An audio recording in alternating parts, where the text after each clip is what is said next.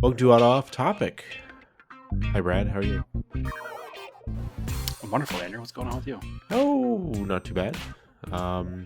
Hey, we are on Amazon Music now. Oh, did it make music? No. Oh, okay. I'll stop tapping then. No, Amazon All right. Music does podcast now too. So there was I did not even know that. I'm a little behind the there times. was a I don't know. We had an email. It was like, "Do you want to put your podcast on here?" And I was like, "All right, sure." Yeah, might as well. The more places, the better, right? I think so. The more people can access our sweet sounds. Yeah, so you can the better off we you are. can get us through iOS on the stock podcast app, or what's Android use? Do you have a one you like?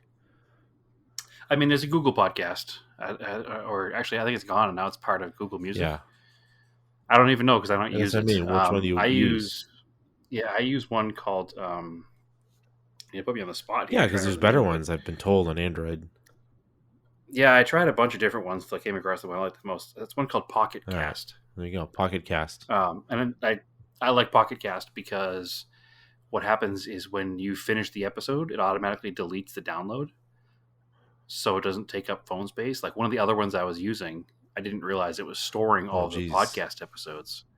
And then after like hundreds and hundreds of podcasts, my phone was like, it's almost out of storage, and I couldn't find where all this extra storage was. I took all kinds of pictures out and everything, but it was literally like thousands of hours of podcasts that I had downloaded and listened to. Yeah, it was real strange. And once I figured that out, I was like, well, I don't want that anymore. Yeah. So I found this one called Pocket Cast. I forget what I said. And it's much better. It automatically deletes it. So all I do is, when the episode's over, if there's 30 seconds of dead space on some of them, or if there's ads at the end of some of them, just fast forward to the end and it automatically deletes it. So I don't have to think about it, which is what I like. And it has every podcast I've looked for has been on there, and it works pretty seamlessly. I like it a lot.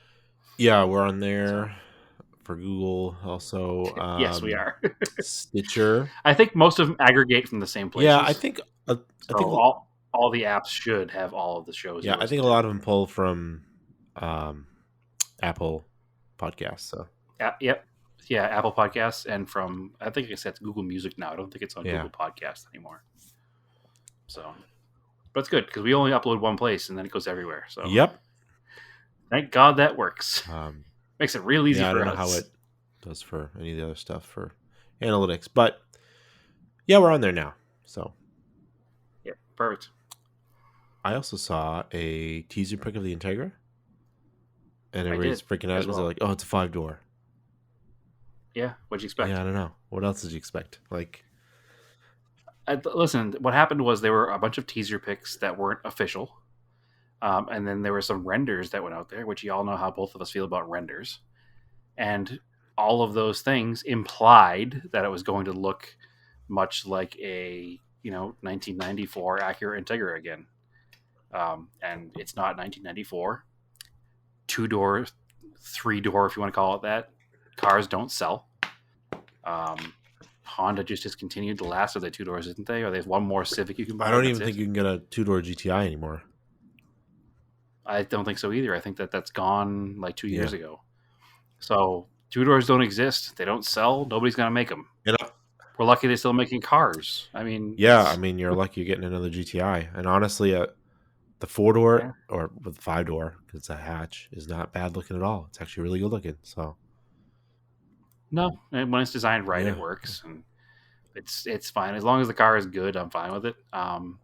It seems like because of that, it's probably going to be more of a marketing move than anything else, unless it really harkens back to some driving qualities of the old Integras. I mean, if it's but if it's just a premium Civic, like an ILX replacement, then I mean, I guess that's technically what the Integra was, right? Yeah, if they gave you like, I guess, Civic Si type stuff in an Integra, but like made it a little nicer. Yeah, I guess people would get behind that. Yeah, made it a little less boy racer, I guess, than the SI or Type R. Somewhere above a GTI, I guess, because it would be an Acura, but not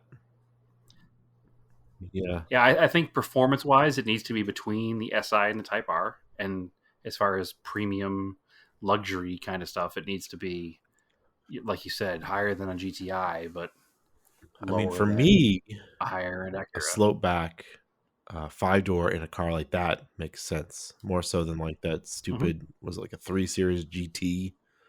Had like a, it was like, A 3 Series GT made sense when it wasn't a jacked up SUV thing. That's, no, it's I not. mean, it's just like the Audi A, was the A5 the four door one, or the A, I don't know anymore. I think the A5 is a 4-door now, and that car makes the same kind of sense this car does. It's a more aggressive looking hatchback. Yeah. I like it. Well, No well, problem if you with want it. to see it debut in person, it's going to be debuted officially at Radwood, LA. Is that official? Official? Yeah, they announced it on their Oh, perfect. Instagram. Excellent. I missed it Mhm. apparently. Doing that work thing. They announced it today. Yes, it's in my Awesome. stories. I'm way into that then. I'm gonna be there, so I'm stoked. I'm Yeah. stoked to see it. Oh, you know what we didn't discuss was the new WRX 2022. Nope. It's Do you know why we didn't discuss oh, it? we forgot about it. Because it's very It's very forgettable. Yeah, it's like not that different looking than the current crop of Subarus, which I suppose they have a bunch of cars that sell really well, so you don't radically change the styling that much. Um, but You know what it reminds me of is like 2009 when they announced there was going to be a new WRX coming out, and the new WRX came out, and it was like, or whatever year it was. I think it was 09 or 08, whatever year it was. That kind of like very Corolla looking, oh, the worst WRX. Like the worst 08, WRX. 0809s are the worst. Yeah, Like they are they don't have any flares at really, really all. ugly cars. Yeah, they're just a blob. This kind of reminds me of that. Like they tried something new. It's not much different than other cars you can get in their range. Um, and it has Honda Civic And taillights. then they didn't yeah, like they quickly realized that 0809, like, oh, these cars should have box flares. Or else they look Yeah, weird. this isn't Yeah. selling. Yeah, I don't. Again, it's we're not the target audience because we're not buying new cars. We're going to give you our opinion anyway. Um, I know you did. Well, I guess you did buy a new Yeah, I car, but and mean, you did buy a new car with black I plastic did, flares on the but fenders. that's just the way cars come now. So, I mean, here's the thing.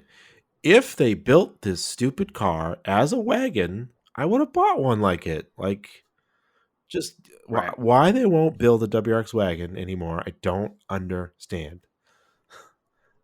Because the same reason Acura won't do a 2-door Integra because nobody was No, buying them. people were buying WRX wagons. That's the thing. Yeah, I mean, maybe from the outside looking in, driving around Massachusetts roads, sure, but it must not have made sense globally, or they would. They sell them I just overseas. It doesn't make any sense. Like, it's not like they have a performance Forester that it's going to eat into. yeah, I don't know.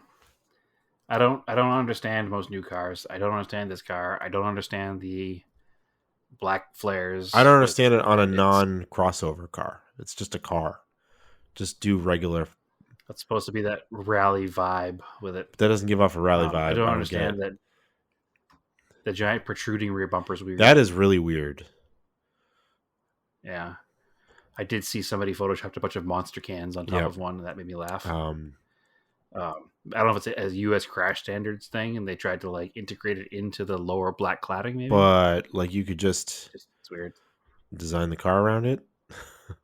This ain't the '90s anymore, where you had to put tack on giant Yeah, bumpers onto an otherwise clean design.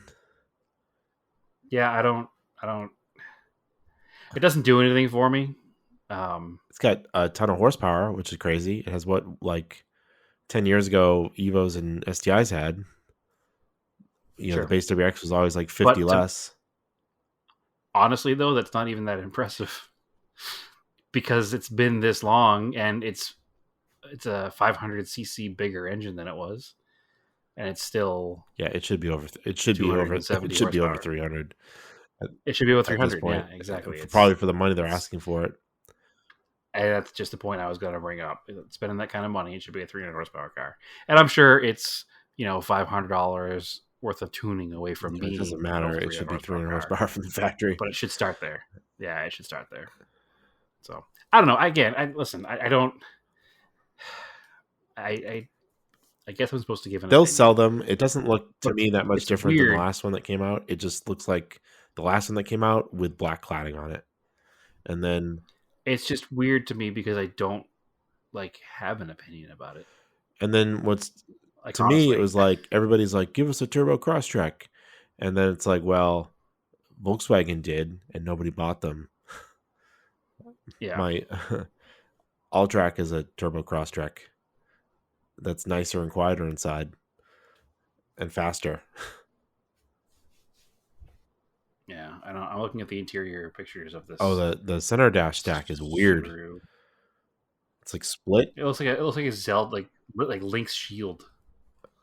Like it's this huge it's just an odd shape.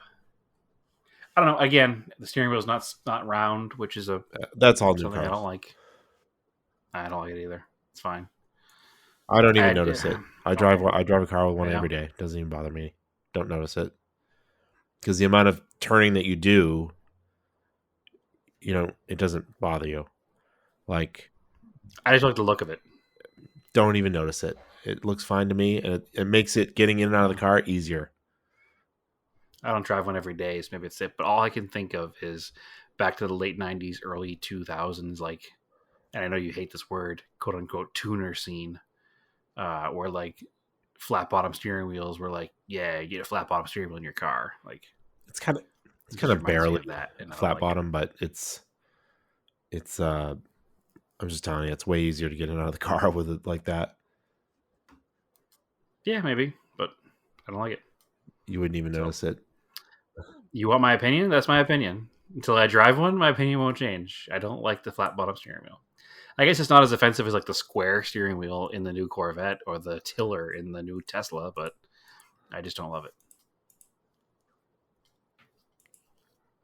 I sat in a new Corvette and it was actually unsettling, the shape of the steering wheel. I haven't got to drive one yet, but I sat in one. So I like their cars. Their cars are cool. whatever. It's a car that I will never own. Even when on the used market, I don't think I'll care. And it's funny how much that's changed.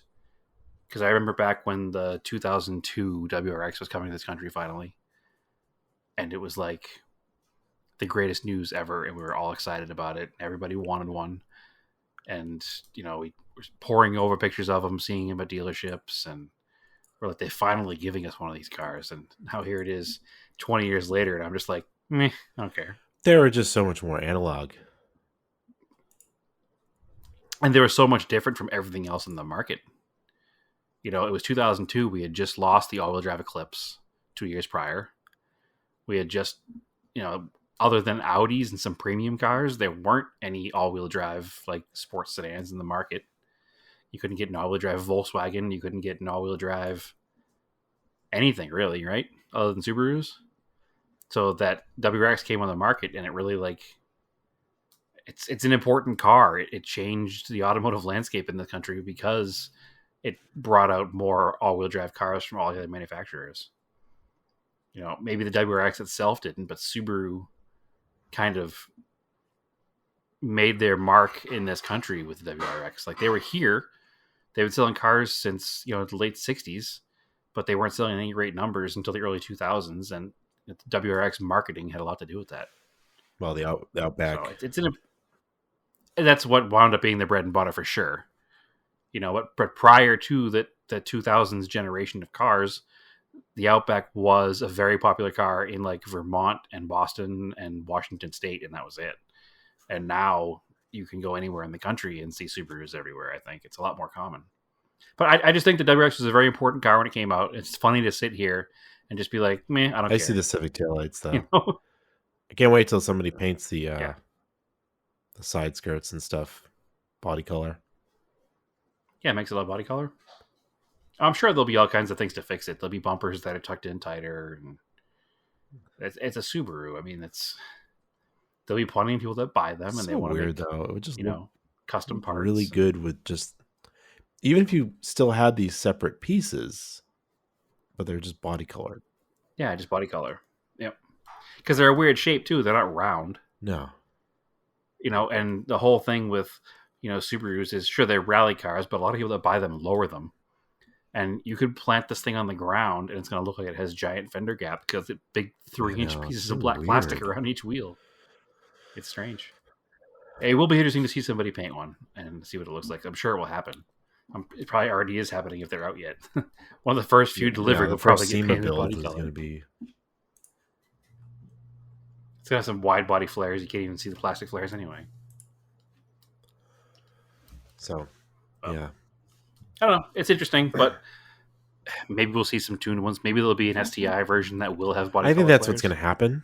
It's going to have like more aggressive body colored flares to be wider. And because you're not wrong, the rest of the car is not bad. It'll still have an EJ25 because that's some law somewhere. I think it's in the Constitution you have to have a EJ25 and a STI.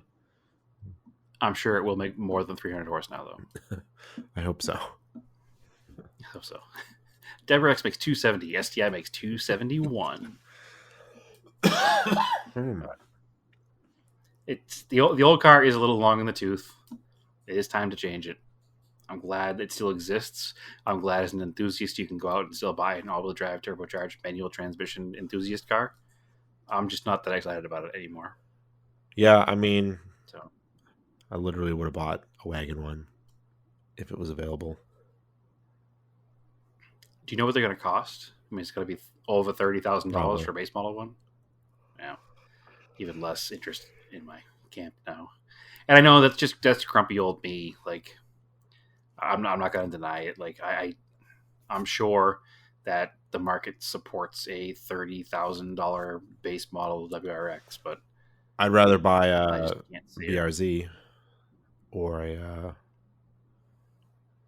F86. Yeah, or if you're going to spend even more money, just go buy a Nismo Z or whatever. Not a Nismo, but a 400Z. Yep. I think it's just called Z, Z. Isn't it? Sure. Dropping the 400. Whatever. That's exactly what I'm saying. This is, as an enthusiast, I don't think it's the option anymore as your only enthusiast car. I think it's just a fun daily car. Buy a Mark 8 GTI. It's got a 12-inch tablet in the center, which is... I don't like it. I just want... Yeah. Just something that's the size of a double din is fine. That size was fine. So it looks like the base model is going to have like a double din screen. But it's split. It's still that tall. But then the problem below it's going to have another double din screen for like the climate control, which is... Yeah. Just give me buttons. Yeah, exactly. Just... There's certain things that just work and they're simple. Yeah. There's got to be something that it's probably cheaper to just do touchscreens instead of designing and engineering all these buttons and knobs and stuff. But I don't care if you use the same goddamn knobs across all your cars. Like, it's just easier for me to use it. Like, I can reach down while I'm driving and turn it without looking. I have to look at a touchscreen. That tactile. It's that tactile feel. I have to look a little bit at the knob that I'm turning, but I know I just turn it like 2 clicks. I have to pay more attention to a touchscreen. Yep. And then for me, a double din size screen is perfect. Like, I don't need. The funny thing is like all of the car manufacturers were like, we need to do something to get these phones out of these people's hands. So I know what we'll do. We'll put a laptop in their dashboard. Like, this is really it's the Tesla effect.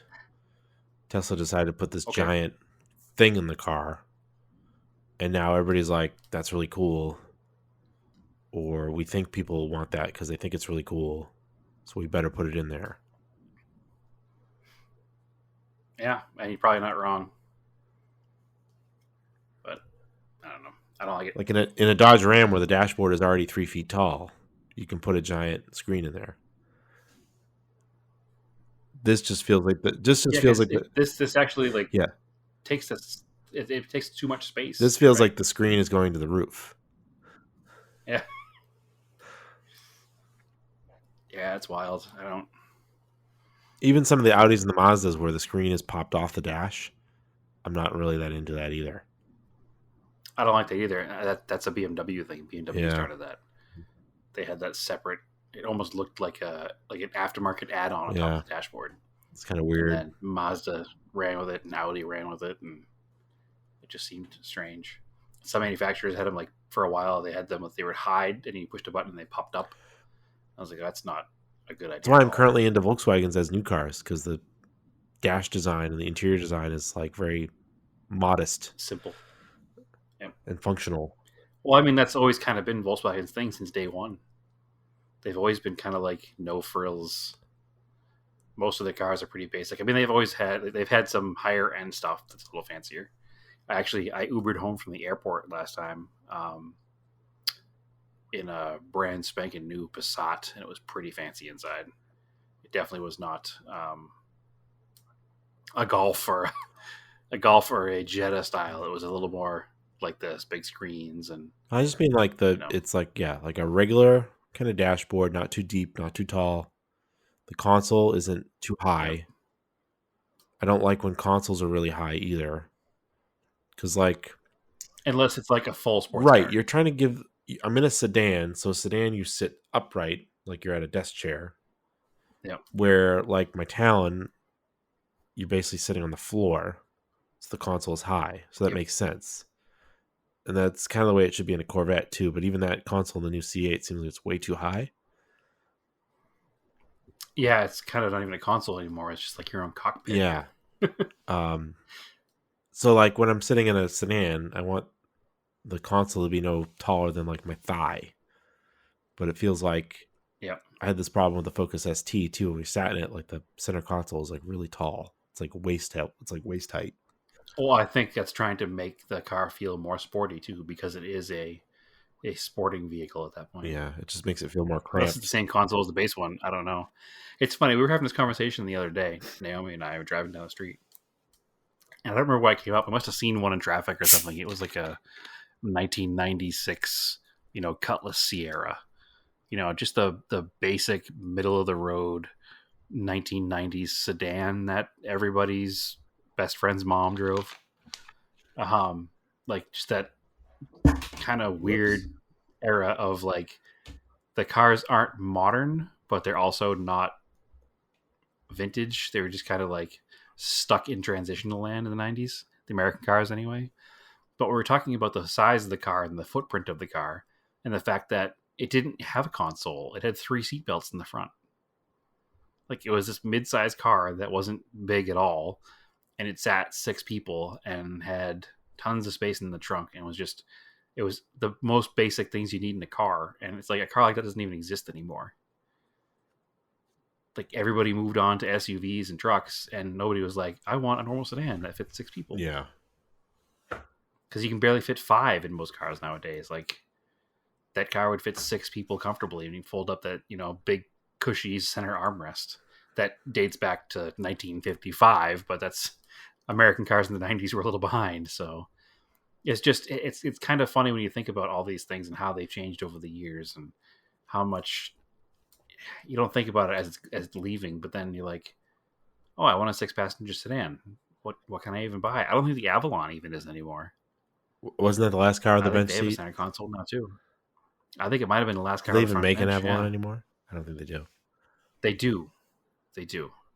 I don't believe you. But it's just a big Camry now. It's not even an Avalon anymore. It doesn't seem like. There's no 2021 So Avalon. I don't know. Sure there is. There's even a TRD version.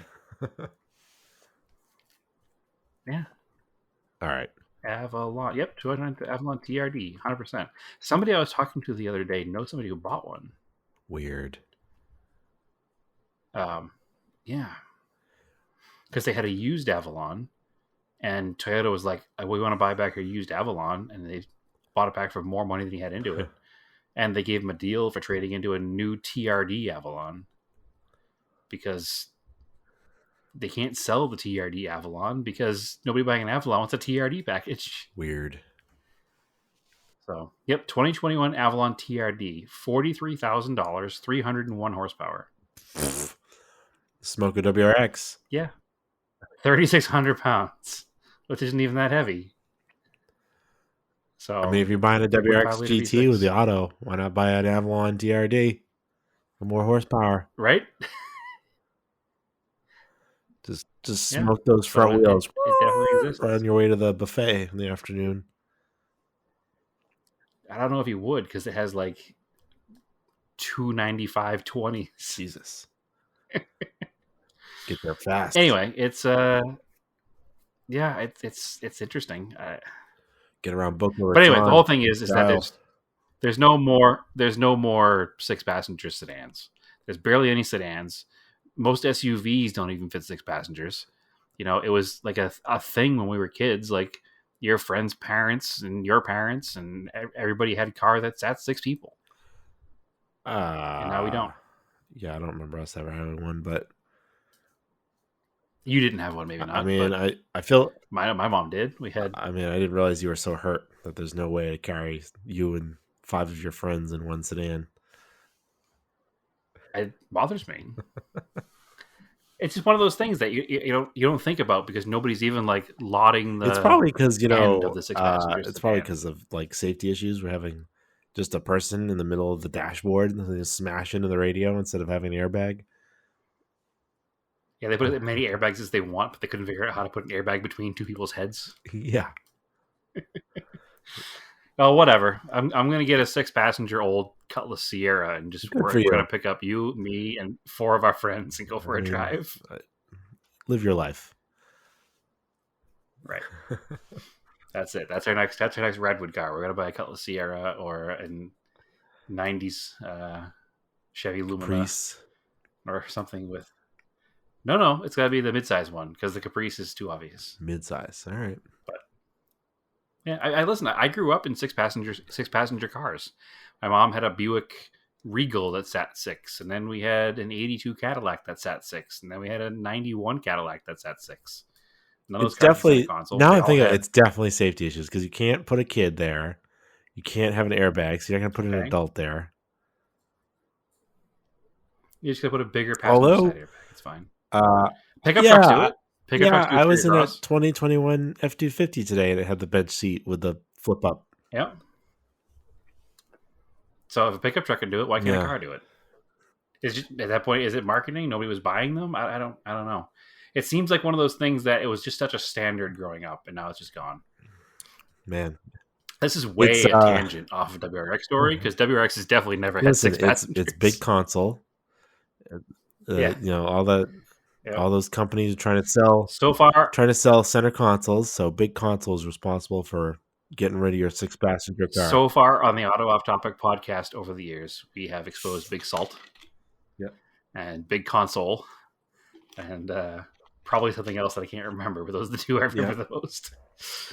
So anyway, moving on from the Big Console WRX talk. Have you worked in any cars, Andrew? Yeah. Speaking of weird body modifications to cars. Speaking of, do we speak of them? We did, I guess. In a throwback to the original WRX, I finished the Moret headlight install on the G20. Moretti? Moret? I think it's Moret. I think so. It's probably some weird French thing that we're doing wrong. They're from Spain. Spanish. Okay. In English, it should be Moret, I think. I didn't realize how many different kits they sold. I only ever heard about them originally. We talked about this for WRXs. The problem is that they don't sell them for anything else that we would buy other than WRX or G20. Yeah. I was specifically looking at their website. I was like, I love the headlights in Andrew's car. I want to buy a different car that could use these headlights. But nothing else that they sell I would buy. Except for WRX. Yeah. You can't afford it's like Cosworth. PT Cruiser. Yeah, that's the one I would. But yeah, it's like Escort Cosworth RS, PT Cruiser, some Renault, Golf Mark III. I wonder if they would fit. They're making for a Mark III and I think a Mark IV. The Mark IV ones were ugly though, Um, and they make them for a Focus ZX3, which I dig those, but they're ugly. what They don't work. what's the performance version of the XR4 Ti in Europe? Because they make them for that, That's what we got was the XR4 Ti. right? It was a Sierra. So they make them for a Sierra. Overseas, it was a Yeah. Sierra. Oh, Yeah, I don't know. I don't know if they work because like they could be like the G20, where they're for that chassis, but they're not for that chassis. So our friend Al has an American market XR4 Ti. Yeah. And he just finished converting it over to Eurospec RS RS 500 headlights. Oh. And other than making a couple of new drill marks, it was pretty much bolt in. Oh, I guess they make them for GC chassis Imprezas too. Yeah. And those are really good looking. Oh yeah, that'd be really cool on a JDM imported WRX. Yeah. Maybe that's what I should drive next. So anyway, I put them in after this post is sponsored by a rotary tool. Yeah. They took quite a bit of modification. I wouldn't say a lot of modification, just like a lot of dremeling and trimming. I couldn't have done it without a Dremel tool, just to get them to fit. And even then, I had to order some other bolts to get the inside bolts that I talked about, like reversing the rib nut and stuff. I was trying to use the bolts it came with, but they're a few millimeters too short, so I got to get some. I ordered some longer ones coming from Bolt Depot with some nylon spacers, so they don't pull them in too tight. And then like the grill clips don't fit that great into the Moret mounts, so Okay. I got them to clip in, and then just to make sure they stayed clip in, I just cable tied them. And then on the driver's side, it was like the grill stuck out too far. Like it was bottoming out on the bracket, but then the trim piece, like the painted trim piece, was too far in. So I literally had to Dremel a little slot into the bottom screw holes for that and slid it out and then screwed it. And now it's all lined up flush. I'm starting to lose my voice here.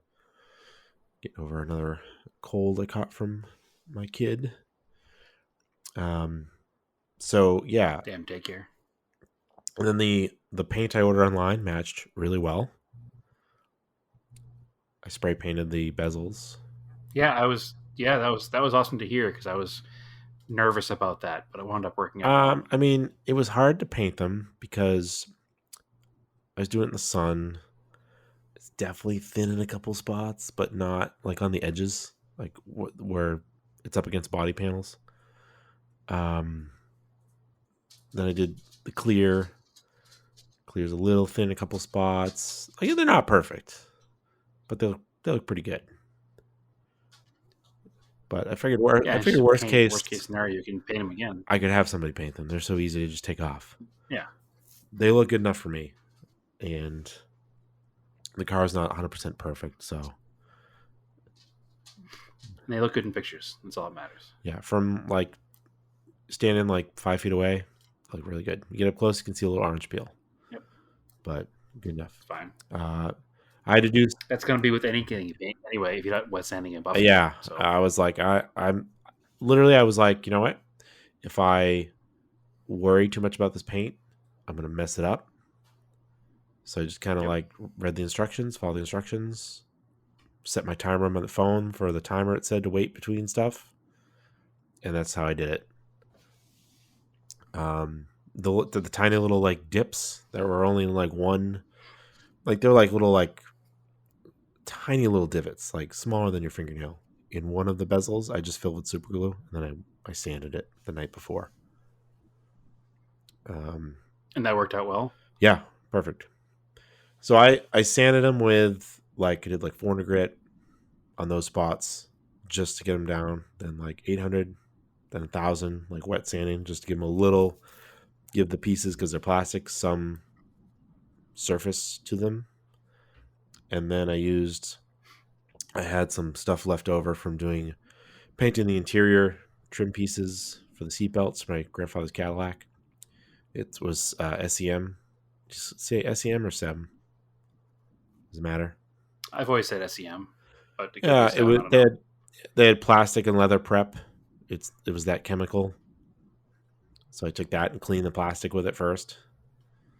Because of course I washed them with soap and water and dried them, but then you want to do them with the surface prep stuff and make sure it gets anything off and it dries without any residue. And because potentially if you use like alcohol or acetone or something, you can melt the plastic. This stuff won't do that. Okay. Then use their primer. I used all the same paint system, so the primer, color coat, clear coat came out great.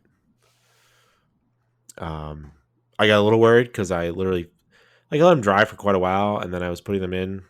I could still feel them; they're kind of soft. I was really careful, and then of course later that night it downpoured. The car was outside. I was like, I went outside the next morning, and there was a couple spots that were like cloudy, and then as the day went on, it got warmer out. They cleared up. Like some moisture definitely got under the clear coat, but then it heated up and cleared out. So Perfect. The adapter harnesses I had because I just bought them. They're like 9004 to H4, and it just said for like Mark II, Mark III golf. They were pinned wrong for the Infinity, so I just swapped two pins and they worked. Because when I first wired them up, like I was getting like high beams on, like at the same time. So basically, the ground and the power for the low beam filament were swapped. So it just wasn't working right. Okay, because you went from a single filament bulb, right? Or sorry, Single a bulb. single dual filament bulb. H4s are dual filaments. That's a single dual filament bulb to separate bulbs. You went from, right? Nope. An H4 is a dual filament bulb, but now there's two H4s. So it's two dual filaments. Yes.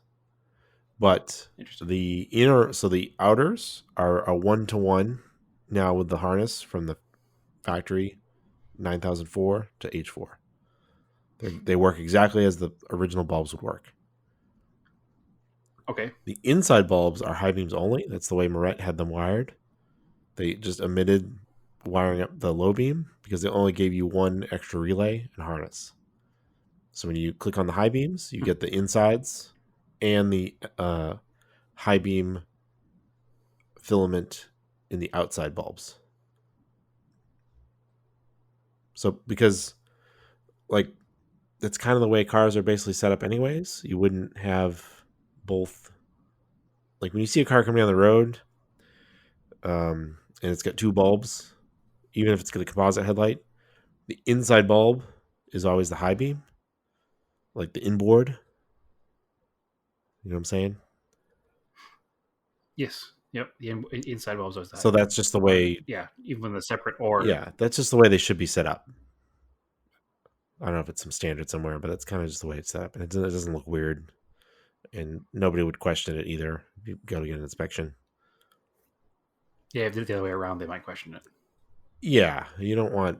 I mean, you could, if you wanted to, you could add another relay, and you could have 4 low beams and 4 high beams, but I kind of like the way it looks with the single outside.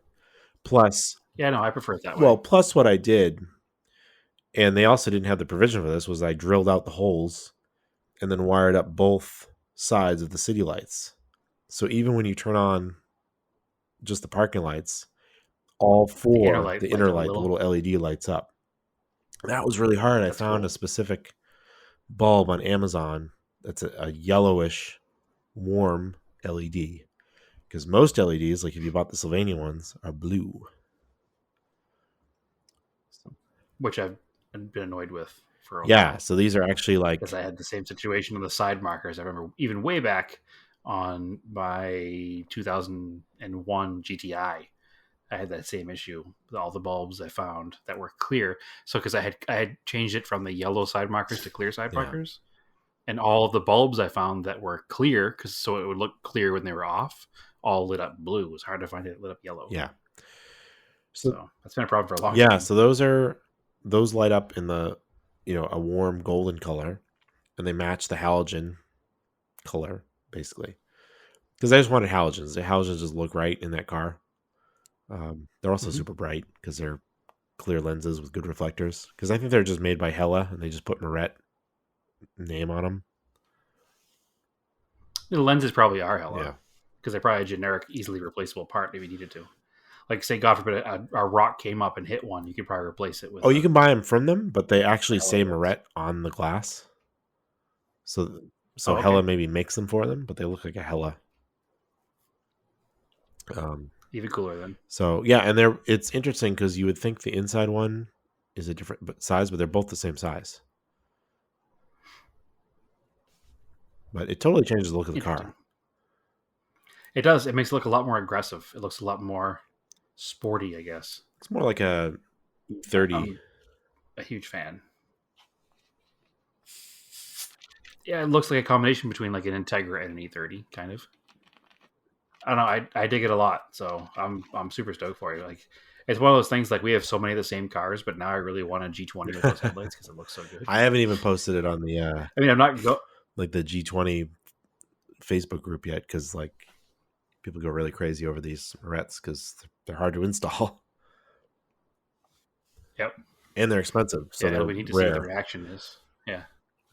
Yeah. Well, these cars cost $1,000, and you put in $500 Hey, headlights hey, in a hey, thousand hey! dollar Don't blow up car. my So spot. yeah, everybody knows. All right, you can look it up online.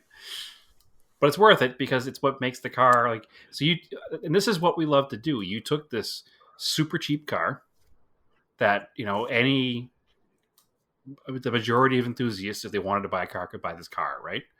And then you've over time, you don't have a car payment on the car, so you could spend $1 or two here and there on the car and make it better as we go along. And what's more car enthusiast or hot roddy than that? You know what I mean? You change the springs and the struts because they need to be replaced, so you upgraded them.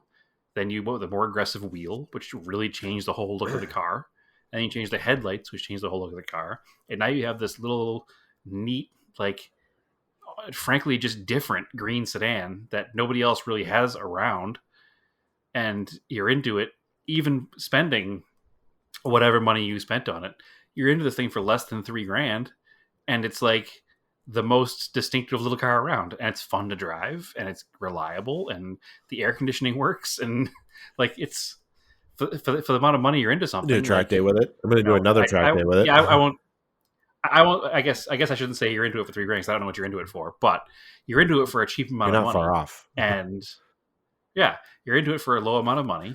You're enjoying it, and it's brought a whole another base of people to our realm in the podcast because you're sharing it with G20 people, and like it's a really neat little car, and I'm really a little jealous of the car, but that's just how I get because I want to have one of every car, which is why I have thousands of diecast cars because I can't afford to have one of every car. But it's really making me think like I should do something similar to this for a daily. Like we've talked about it a few times, like a four-door Integra or a four-door 90s Civic would give me the same kind of cheap little runabout that could have like kind of sort of touring car vibes for not a ton of money. Yep.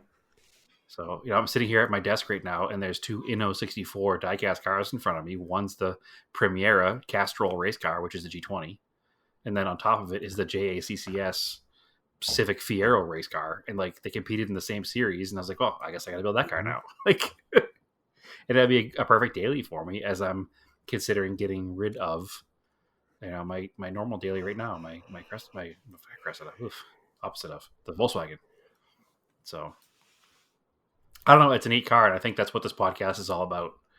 Is about kind of the grassroots, working with the unloved cars, kind of doing something different, and doing it on a reasonable budget that can be attained. We're not sitting here talking about, as I ranted about 2 weeks ago, 991.2.3.4.75. We're talking about a 1995 Infiniti G20 that anybody can go to their local police auction and pick up for $250 from some crackhead. Right? I mean, I'm not wrong. I mean, they didn't make many of them, but no, they're not that common. But you can find them, and when you do find them, to find one that needs a little love, it's not a huge amount of money. And I mean, honestly, to find one as sorted as yours I'm not going to sit here and conflate a value on your car, but if somebody wanted to just dump the money and spend $5 or $6 and get one that's already sorted, you could do that too. I mean, Like it's as far as 80s and 90s cars that haven't exploded yet, these are sure, way under the radar.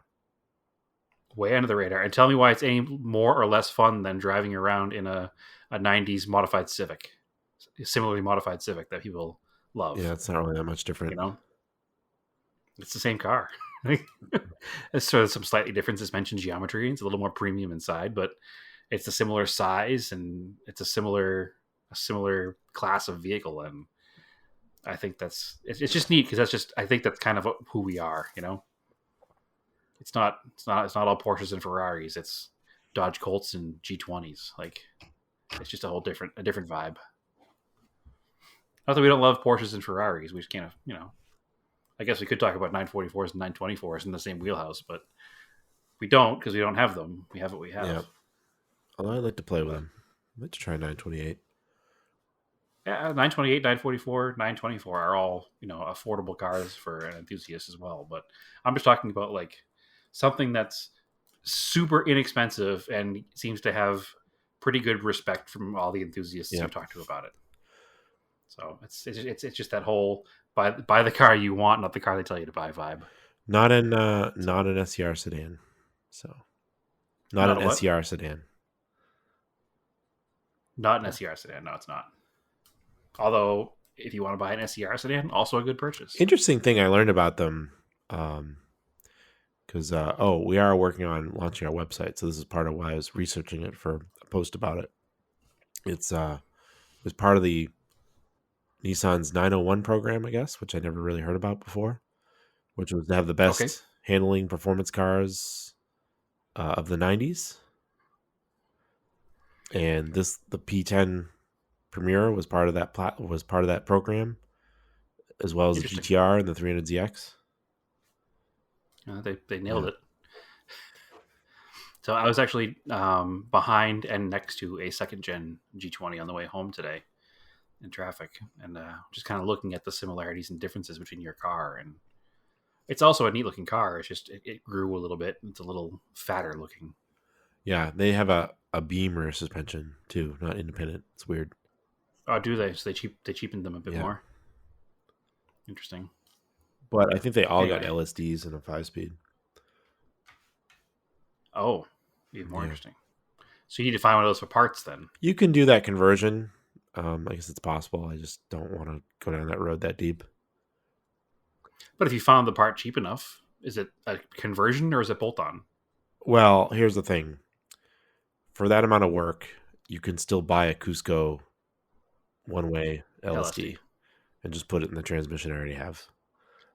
Yeah, but now we're not talking about budgetary restrictions again. Now we're talking about $1,000 diff. Yeah, but you're going to spend $1,000 converting a car to a different transmission and stuff. Maybe. You easily will. Yeah. Well, as I'm saying, if it's not a direct bolt-in part in your car, I don't know if it is or not. You buy a $200 junkyard trans and bolt it Might be, or you could just find a touring one. Yeah. So anyway, I also did a little bit of work. My work is a little less complete, so I'll just start the process of the story, and we can finish it hopefully next podcast. Was the Colt broken last week? It was not, right? No, I don't think so. It wasn't. Okay, so unlike me, I decided I was going to get cars ready to go to the big event this weekend ahead of time instead of waiting till like Thursday night, right? So obviously, karma rewarded me by having the Colt not start. So, Jinx, I've already placed the starter twice in this car. You have? Yeah, it's just my turn. Which we both had forgot about the first time, apparently. Yeah, so I remember I was trying to think of it after you discussed it with me earlier. I remember it now because I came to your house for podcast. Yeah. And I went to leave and the car wouldn't start. Yeah. Wasn't this last November? September? October? That was a while ago. Yeah, it was sometime in 2020. The car wouldn't start. And it was, oh, well, you know what? The car's been here since when? End of 2020 or beginning of? I don't even remember when I brought it No, it here. was like end of last summer because uh you were here in September. I think the car left end of October because I remember doing it outside and it was like one of the last few days before it started to get really cold out. Yeah, it was rainy and cold. I remember the last time we changed the starter. So the first time we changed the starter, it died in your driveway. Yeah. I went to leave. I couldn't leave. I was all annoyed. So you changed the starter for me because I flew back here.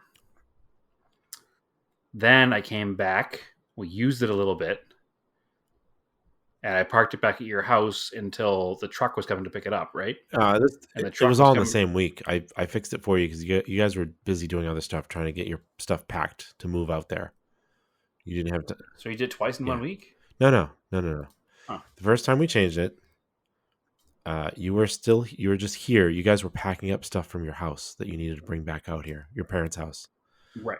So Okay. you didn't have time to change it. You just threw me the used one you had that was loose, Yep. and I was like, "I'll just change it for you. I'll help you out." And then you were driving around that Right. week. You were still driving it, and then you guys left. You Right. towed your stuff away, and then that's when we parked it next to my house before you left. And then I didn't touch Right. it at all. It sat for, I don't know, a month or so. I think I just had like a battery charger on it for a while, knowing that you were gonna have the transport truck come. And then like a few days before or a day before, I was like, all right, I better go out and make sure this thing starts. Sure enough, it wouldn't start. Right. It didn't start. Yeah. And I was like, cool, the truck's coming. So Like, and we like didn't record that night. I think we were supposed to record that night, and we didn't because yeah, you ended up working on the car instead in the rain. So what you wound up doing was taking. I have another Colt at my parents' house that you pulled the starter out of. This is all discussed on that episode back then. So you had another. I had the other Colt in the yard there, and you took the time to take the starter out of that yeah, Colt that car has a and put it dent, and I have in. a broken knuckle. Right, that's fine. It is what it is. Um, we can talk about your anger issues later. um, so the problem is the first starter I gave you to put in the car was unknown. I got it in a lot of parts, and we didn't know anything about it. We put the battery power to it, and it spun. So we're like, good, it's great. Put it in the car, and it didn't have enough really to spin the engine over without murdering itself in the No, process. it worked a couple So after times, starting the and I was car, like, yes, I started the car a few times. It was like, nope, I'm out. So it stopped working. The second starter you put in, which is the one you put in when the transport truck was coming the next day, it was late October. It was rainy. It was cold. You were miserable and you were real mad at me. And I reminded you that it was just payback for having to go pick up your Montero in Vermont in the middle of the night. yeah. So we were all squared up on Yep. that one. And that starter has been in the car until last night. And I literally remember telling you you So, should have the other one rebuilt and have it on hand. right. Didn't do, of Nope. course. Because it worked. It's fine. Of course. There were a couple times where it like did a weird slow crank, but I just chalked it up to the battery. So the car wouldn't start this weekend when I went to pull it out where it was. So I pushed the car, or more appropriately, Naomi pushed the car while I bump started it because my driveway thankfully has a little bit of a downhill. Always a gentleman. And it's not a very heavy. Hey, listen, she's the one that offered. I offered to push, and she said she'd rather push. So, and there's a little bit of a downhill, and it's a 1,900-pound car. So at the end of the day, it's not a big deal. So she pushed the car. I bump started it and got it moving and parked it in front of the garage. Shut it off, and it wouldn't refire, obviously. So we did the typical starter trick. We took a giant hammer and a big stick and tried to make it work, and it didn't work. I don't think I've ever seen that work ever. I've seen it work like a couple of times, but it didn't work anyway. It only works when it's jammed up. If you have like a broken tooth in the starter motor or something. But anyway, it didn't work. So I was about to take the starter out, and Naomi's like, well, why don't we check the battery first and make sure it's just not like a dead cell or it's too weak or something's wrong with it. I was like, well, I really don't think it is because I can hear it like trying to crank. And like, do you remember when we were kids playing with slot cars? Like, if you held the wheels, it made that electric motor noise, but like obviously didn't make any movement because you're holding the wheels. So you could hear the electric motor be like, "Rrrr," like wanting to do something. And then eventually it would smoke and melt down the car. Sure. So that was what the starter was doing. I could hear the solenoid engage and try to turn. It was like, and not doing anything. And I was like, okay, maybe it is the battery. So let's test the battery. So I tested the battery. It was like 11 point something volts because the car's been sitting since before I was in Massachusetts 2 months ago. So the car's probably been sitting for 2 to 2.5 months. So I was like, oh, maybe the battery is weak. I don't remember the last time I changed it. I've had the car since 2015, 14. So I've had the car for a solid 6-7 years.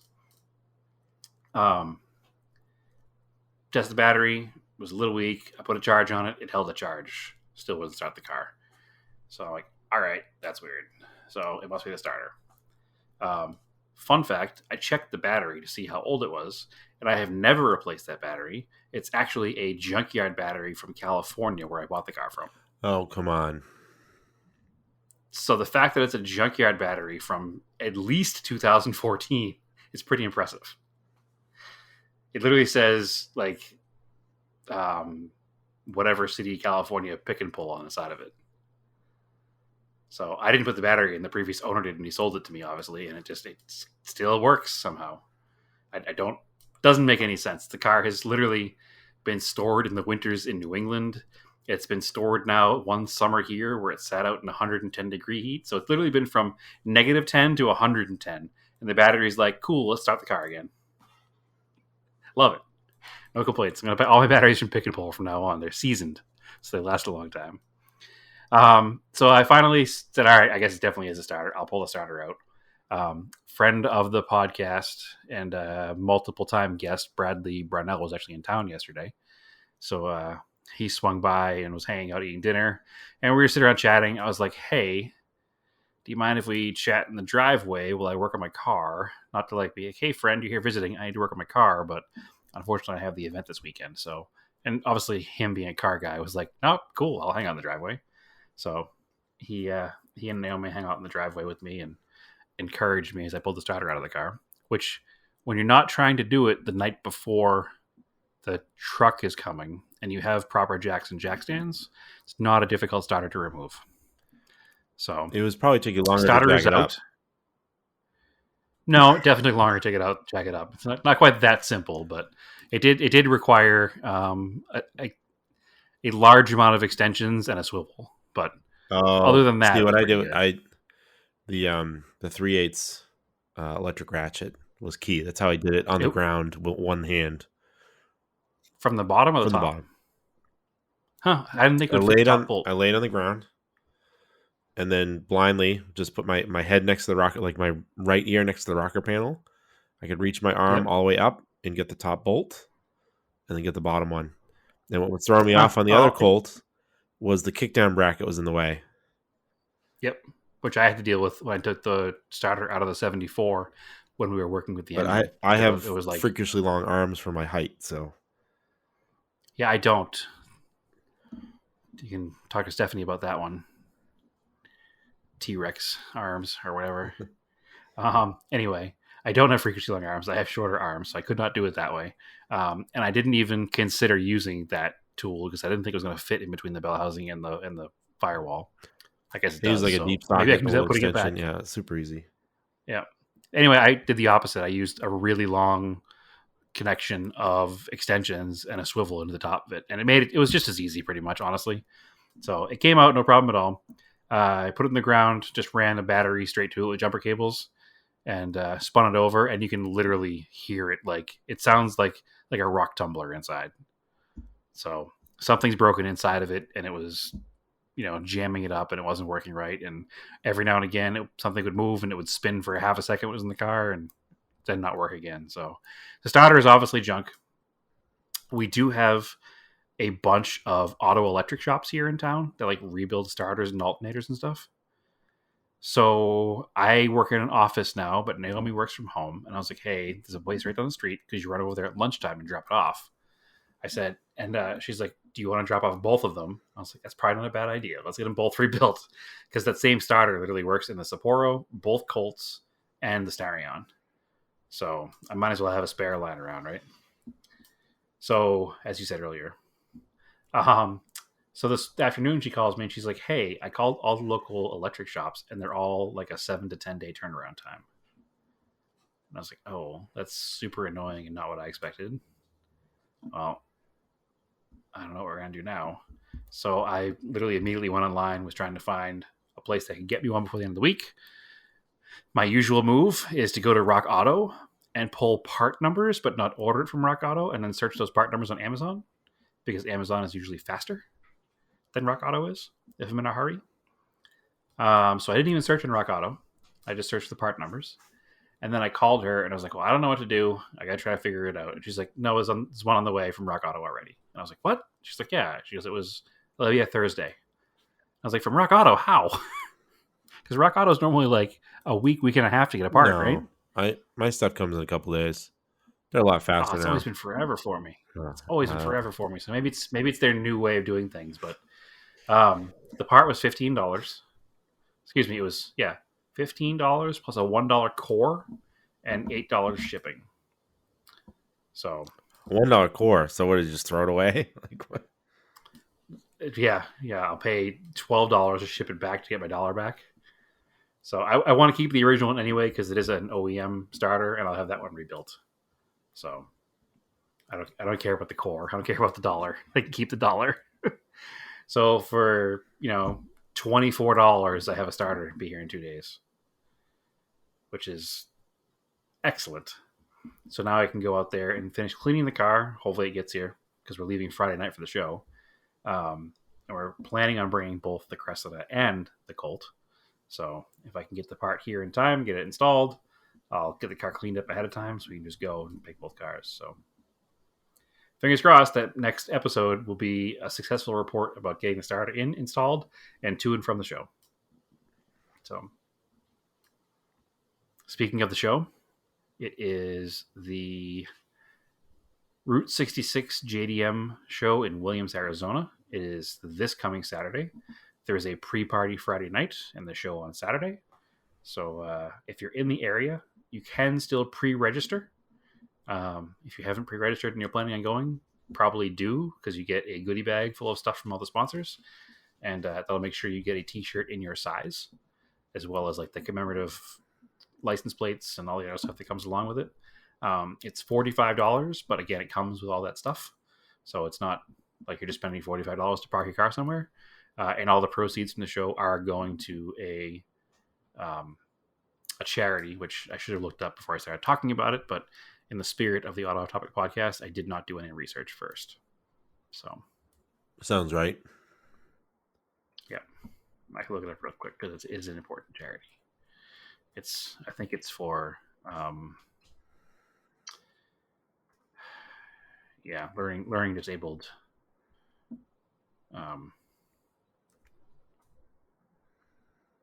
Yeah, it is something like that. Hold on.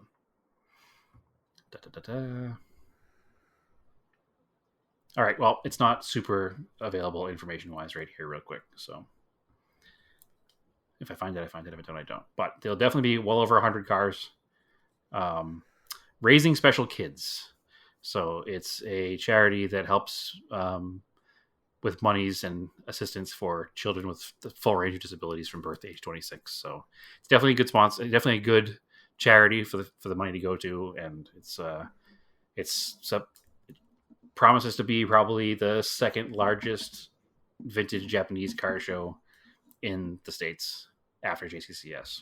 So I've been trying to go to it for the past 3 years, and it just hasn't happened. So this year I'm super stoked to go. I know there's a Datsun club who is driving their Datsuns down from Bend, Oregon. There are people who are coming from Vegas, people come from California, from Texas, from Canada. So it's a pretty big deal. So that's this weekend.